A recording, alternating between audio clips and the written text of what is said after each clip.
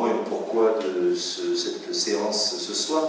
C'est une idée que nous avons eue, mon collègue et ami Chokri Mimouni et moi-même, parce que nous voulions mettre en valeur, faire connaître le travail de création poétique de notre ami Abdelhak. Et donc on s'est dit que, à la fois une manifestation comme celle-ci, avec présentation de ses textes et puis quelques lectures plurilingues de son travail, ça serait une bonne façon de le mettre en valeur. Abdel parlera mieux que nous-mêmes probablement de son travail, et puis il nous a fait la surprise d'arriver avec des textes nouveaux que nous ne connaissions pas, qui ne sont pas dans le recueil de poèmes que Chokri a dans les mains. Voilà. Et donc nous en avons fait la préface, Chokri et moi-même, et c'est un ouvrage auquel je suis très attaché pour de nombreuses raisons. L'une d'entre elles étant justement que c'est une surprise plurilingue comme on en voit peu.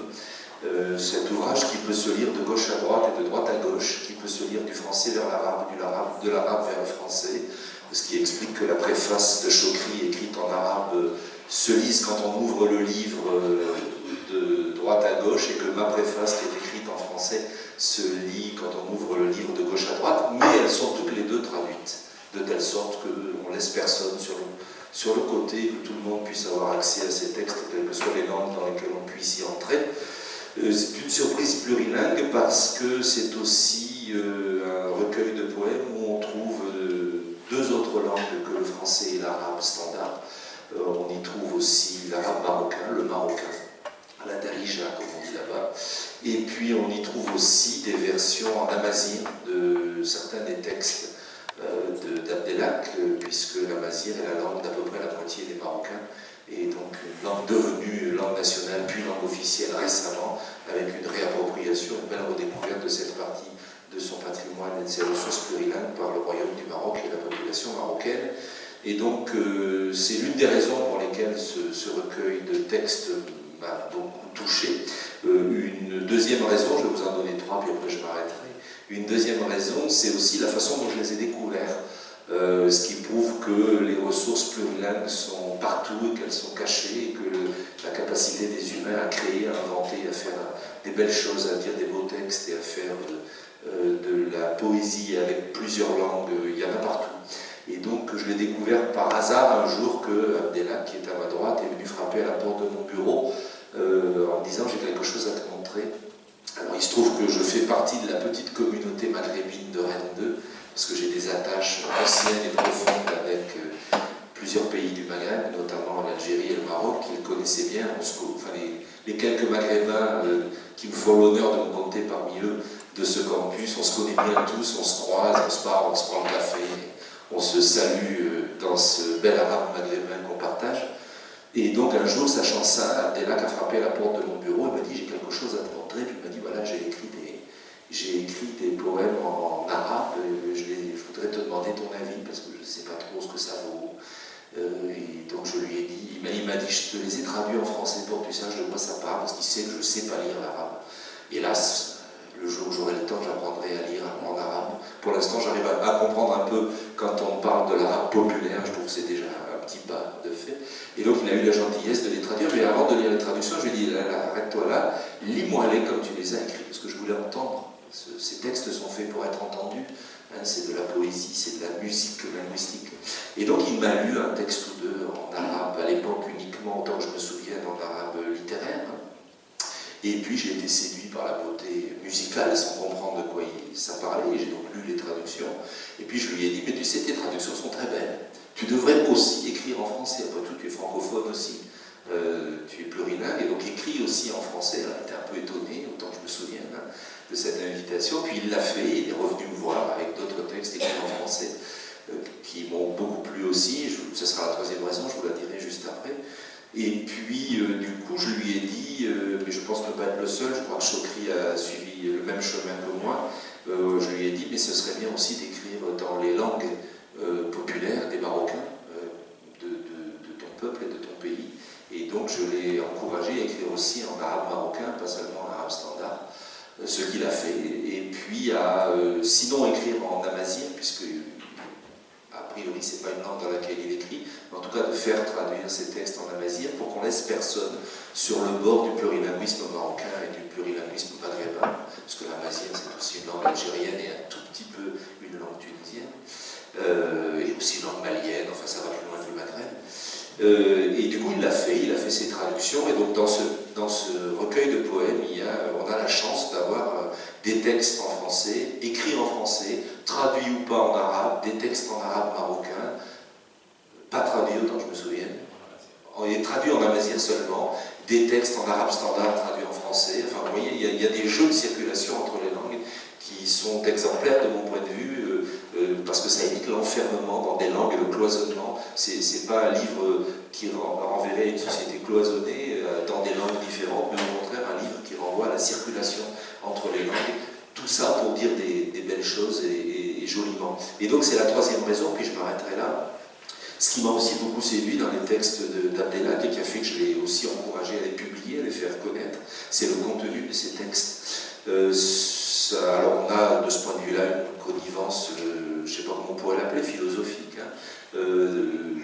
Les textes d'Abdel sont des textes profondément humanistes qui essayent de penser à un monde de la relation qu'il met en œuvre dans ses choix linguistiques, justement. Hein. Il écrit des très belles choses et il s'indigne aussi d'un certain nombre de choses très désagréables que vivent les humains, que ce soit au Maroc, au Maghreb, dans le monde arabophone. Il a un très beau poème sur la Syrie aussi, sur les intolérances, sur les cloisonnements, sur les fermetures, sur les souffrances. Il écrit des très belles choses pour essayer d'éveiller nos consciences à ces questions-là.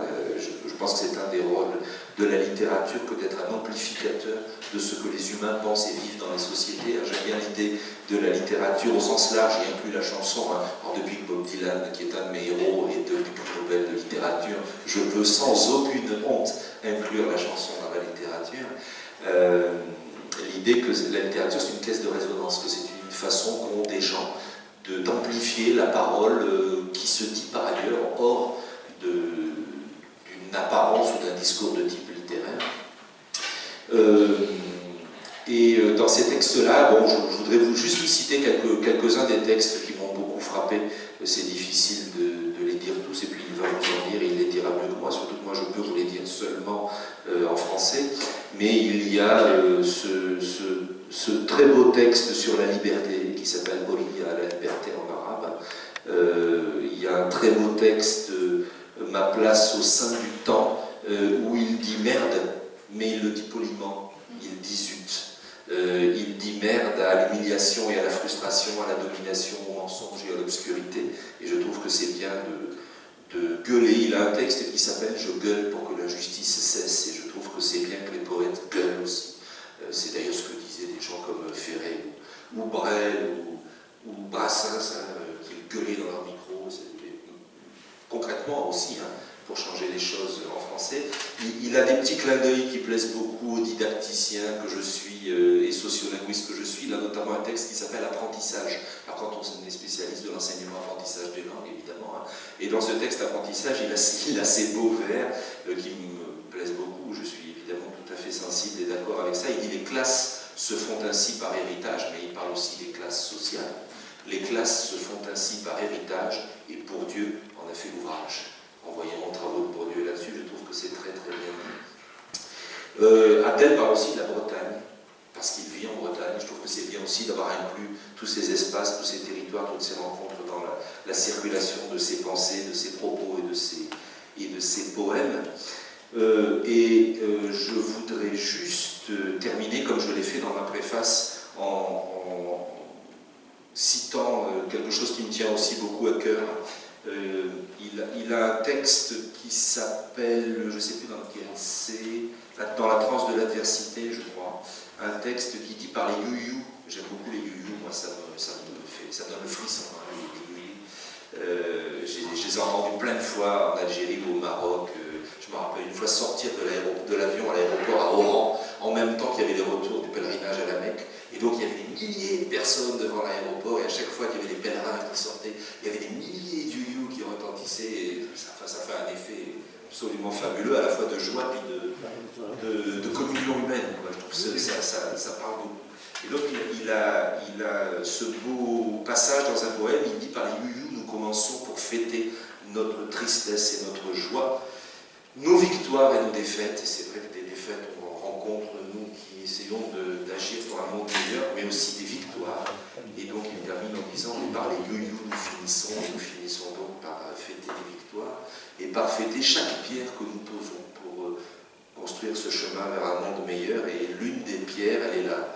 Voilà, c'est une pierre littéraire, c'est celle que Abdel nous a offerte, et il me tenait vraiment à cœur non seulement qu'elle soit publiée, qu'elle soit diffusée, je l'ai aussi fait connaître à des collègues qui s'intéressent à la littérature du Maghreb, quelles que soient les langues dans lesquelles cette littérature s'exprime. Ils ont été aussi très enthousiastes sur la qualité, l'intérêt et l'importance de ces textes, et puis il me semblait quand même important de faire savoir dans cette université qu'il y a un informaticien, parce que c'est une chose que je n'ai pas encore dite et que tout le monde ne sait pas, qu'il y a un informaticien marocain